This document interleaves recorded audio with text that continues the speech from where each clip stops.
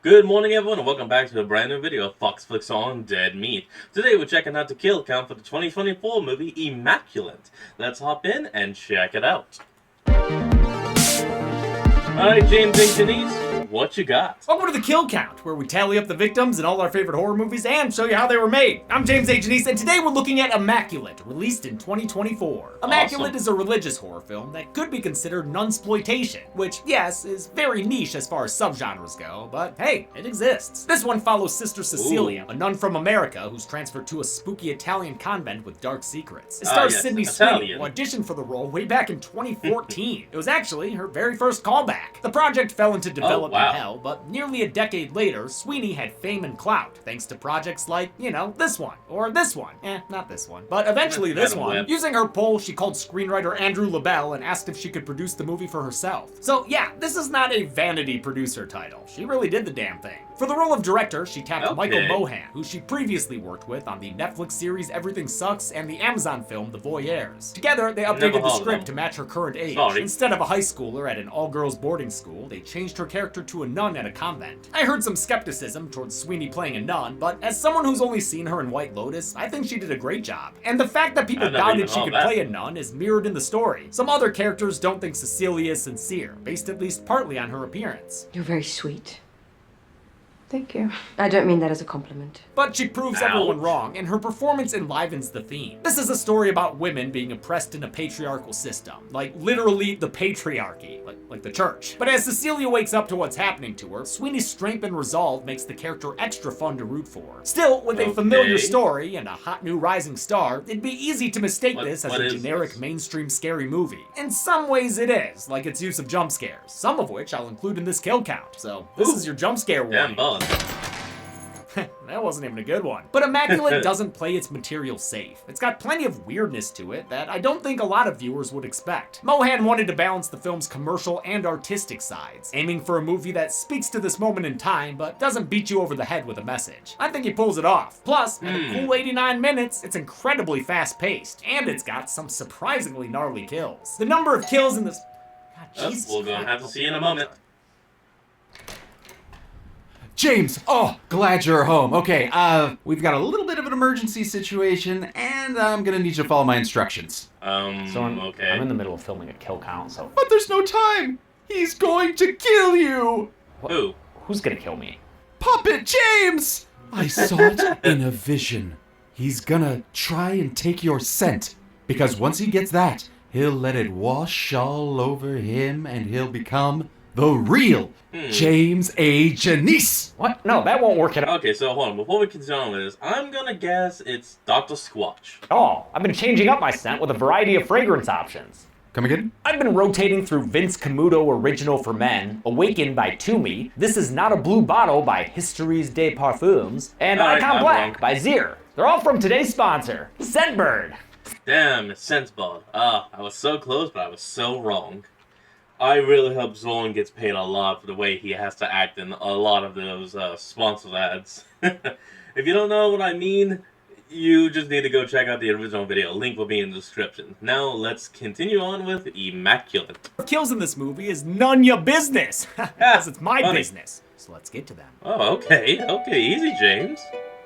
The movie begins with a prayer. Sister Mary is asking for strength before she plays a game of Don't Wake Daddy, if Daddy were mommy, because she's a nun. Or, I don't know, maybe this is a game of Operation, Don't Touch the Sides? Whatever it is, she pilfers a ring of keys and runs. Too bad the gates are locked. There's just too many damn keys on this ring. Who in the hell put all these damn keys on this ring? Probably the sidestepping sister rat, approaching in a foursome like the spooky beetles. Ooh, Mary tries to squeeze through the opening, but spooky beetles make sure this blackbird won't fly in the dead of night anymore. Ouch!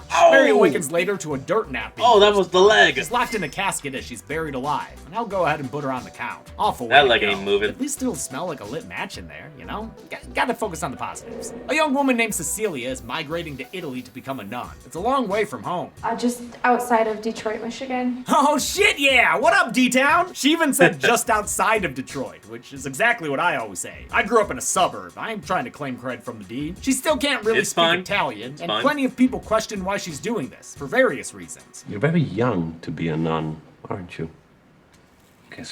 But her parish back home just what a closed due waste. to low attendance, and she won an all-expense-paid trip to Our Lady of Sorrows. It's a convent out in the countryside, like way past the sheep, and is such a grand that's a lot of building it sheep. bears down upon and dwarfs her immediately upon arrival. She meets the Reverend Mother and a sister named Isabel, who gives her a tour with all the warmth and comfort of a stone pillow. It's really beautiful. Yes, it is. Buongiorno, sorelle. And we work hard to keep it that way. She explains how this place Well, cares yes, for elderly okay. nuns as they shuffle off the mortal plane. It was built over a system of catacombs, but they're off limits, so Cecilia will definitely never ever go down there. Well, she won't be winning over Isabel I bet she'll be down there before the end of even the second act. anytime soon. Cece does find a friend in Gwen, a punk initiate who smokes cigarettes and actually isn't that into the church. She recently escaped an abusive relationship and just wanted the free room and board. Wait, so you don't even believe in God? Of course I do. Life is so cruel. Only a man can be responsible. Pretty soon, it's ceremony time. Cecilia puts on her finest porcelain doll attire and a sharp black scapular to complete the look. She heads to the Very chapel nice. to take her vows, where she meets Father Tedeschi in person for the first time. He's the guy who invited her here and covered the costs. Right away, you know his nice guy act is a mirage. I mean, look at it. He's up to some shit. Tedeschi has to translate her vows into English. They mention, like, Jesus brides? What? Let us rejoice, for the marriage of the Lamb has come, and his brides have made themselves ready. Oh, that dude was a bachelor. In any case, she swears off material possessions and sex, then kisses the cardinal's godfather ring and Okay. officially becomes a nun. They have a swanky celebratory dinner with a sweet cross. Okay, no. First of all, that table, while yes, it is very, holy and all that, but that table is very, hold on. So, I was trying to say, that table, while it is very holy and religious and all, it is not very practical. Like, look at that thing. It takes up way too much damn room. Table. Way to theme the decor. I love it. Yeah, a table look at formation that. is a direct reference to Black Narcissus, a 1947 British film that Immaculate used for many visual references. This whole Oh, place okay. is an Even I didn't opulent know change that. for Cecilia, who grew up with lesser means. Wonder if she was from downriver like me. She tells Tedeschi what Maybe. led her to the church, a near-death experience she had when she was 12 and fell into a frozen river. I remember this sharp pain of cold. Jesus! Y'all trying to ring jump scare us? She technically Apparently. died for 7 minutes when it happened, but it was before the movie, so I ain't putting her on the count. Her resurrection instilled a strong faith within her. She believes God saved her life to serve a purpose, and that being a nun is her calling. Tedeschi's backstory isn't quite as dramatic. He used to be a biologist before joining the priesthood. El profesor de ciencia, if you will. While freshening up in the bathroom, Cecilia hears distant Okay. crying and tries to follow it. But she's drunk a little too much wine and winds up wandering the winding halls. But she won't whine about it. Not even when she finds a robed sister on the ground whose face is just hello? the color red. She's jump scared by the Mother Superior, who shows her the convent's pride and joy. One of the nails supposedly used to crucify Jesus. It's the OG Whoa. stigmata. Cece starts hearing holy Oh. ghostly whispers and ends up taking a sudden nap. Well, napping when nuns are talking is at least somewhat rude, so she better go confess it to be safe. I must have drank too much wine and embarrassed myself in front of Mother Superior. Got that Catholic guilt down bad. Cardinal Marola can't really hear her though, not from the other side of this funhouse confessional booth. What the? Shit, that ain't fun! Cecilia's dragged into a stroby red room with proby red nuns, a modern Uh-oh. rendition of Rosemary's Nightmare. They get they fingies all up in her face! Oh, She wakes up from the no. nun nightmare to find, wait, what in the hereditary is back there? Oh, I guess nothing at all. She brushes off the Nothing experience at and gets all. back to life at the convent, no matter how hard it is for her to understand. What did she say? Damn, girl, how you about to enroll in Italian nun school without speaking Italian? We get a montage that Hey, feels she's a little trying. Wes Anderson with how quirky it is, especially since it's accompanied by a jaunty harpsichord. Oh, It ain't all fun and games for Cece, though. Poor Not when she's got chicken. Sister Myers staring at her through the laundry. Oh, also not all that fun when the elderly nuns die, but that is the whole point of this place. Death is a part of everyday life here. Izzy told us! I One mean, night yeah, Cecilia it awakens to is. the most aggressive haircut she's ever Ooh, had. It's the shit. old patient from earlier, who had been creeping while she was sleeping. And when Cecilia leads her back to bed, she notices Bible branding on the soles of her feet. Sydney Sweeney may be a big star Aw. now, but she has humble roots in the genre. Her first film role, when she was 11, was in the horror comedy Damn! ZMD, Zombies of Mass Destruction. As mentioned, her credits also include White Lotus, whose second season featured Italian actress Simona Tabasco, who played Sister Mary from the opening. Cecilia starts to feel ya, unwheel ya, even throwing up over the edge of the tub. At least it wasn't in the tub. Thank God for small miracles. Thank She has you. to take a urine test, so good thing Sister Myers is there again to scare the piss out of her. Only this time, she's got a red face. And a Hitchcock bird? Bro. Hey, what the hell's going on around here? She's called into an Damn you, oppressive Hitchcock. meeting with the olds who question her about her vows. She promises that she's still a virgin, which doesn't make sense to them. And not just because they watch Euphoria. It's because she's freaking pregnant. You are with child. And yet they say her hymen is intact, meaning she's the bearer of a virgin birth. That's worth marking down Yeah, in her no. permanent nun record. And giving a little fanfare on the soundtrack.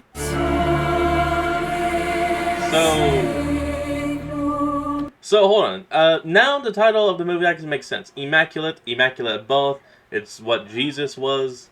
But yeah, they're definitely doing a whole Rosemary's Baby 2.0.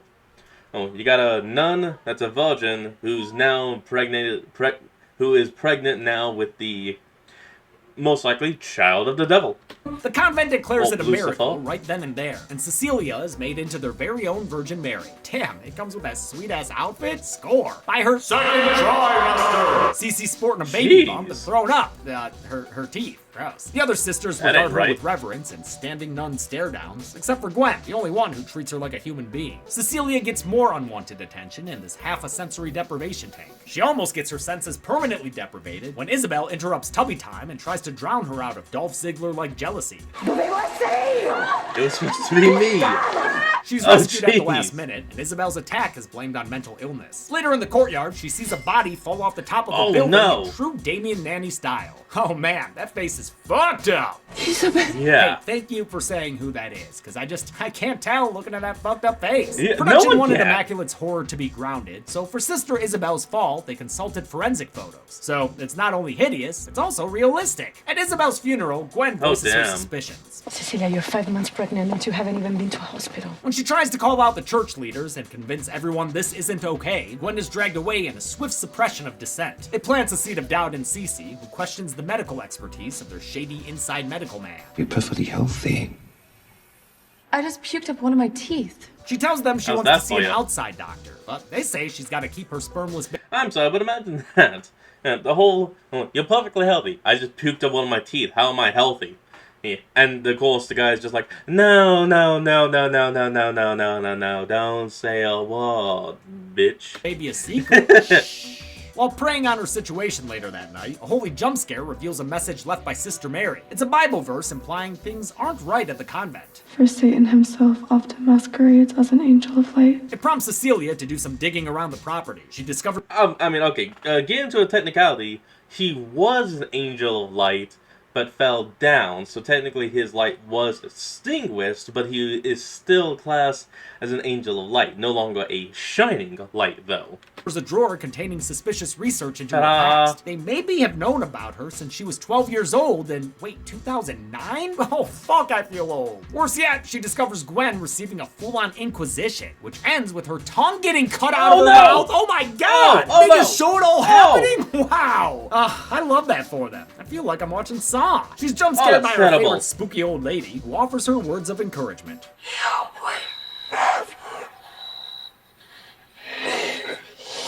Yeah, that's a demon. Discouragement. Sorry. The next morning, That's a everyone demon. is awoken by a wailing. Cecilia is screaming bloody murder in a bloody bed. It sends them into a panic and finally gets her on the way to a real hospital. I mean, this is an emergency. Mother Superior's so sad, she cries into the sheets and ends up looking like a sloppy vampire. But Mother Gross. Superior jumped the gun, because this was chicken chicanery. Damn, Cece could have hidden that thing a little better than, plainly under the bed. Father Tedeschi gets the call before they make it to town, leading to a chase through the field. Damn, she is booking it! Looking like she's late to an Outlander audition. She'll never know if she got the part, though, since the guys Keep catch running, up to keep her running. and end her escape. They take her No, back to the damn it. convent, where they punish her with a shower slap and bind her to a wheelchair. Tedeschi finalizes his heel turn by slipping on a pair of giallo gloves. While Immaculate is nowhere near a giallo film, it has ties to the Italian subgenre through the main location used for the convent, Villa Oh, yeah? Parisi, an early 17th century villa in Frascati, Rome. It was used Okay, for the that's mansion good. interior in Mario Bava's A Bay of Blood, which I've covered on this show. It was also Oh, used yeah. for the Red Queen kills 7 times, which Immaculate borrowed a music cue from as well, that harpsichordy bop during the montage. Tedeschi reveals that Cece's inception was less than immaculate, meaning we got bamboozled by this title. Turns out Tedeschi used his knowledge of biology to artificially inseminate her. He used DNA they pulled from that crucifixion nail. Found blood. Tissue. Little fragment. Hold on. Even if he was to use blood and stuff that was on that nail would be over 2,000 years old.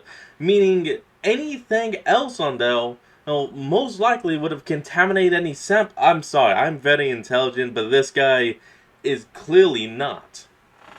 2,000 years. You think DNA is gonna stay good that long after how many years in the open air? No, you most likely didn't impregnate her with the son of Jesus. You instead impregnated her with some kind of virus, bacteria, parasite.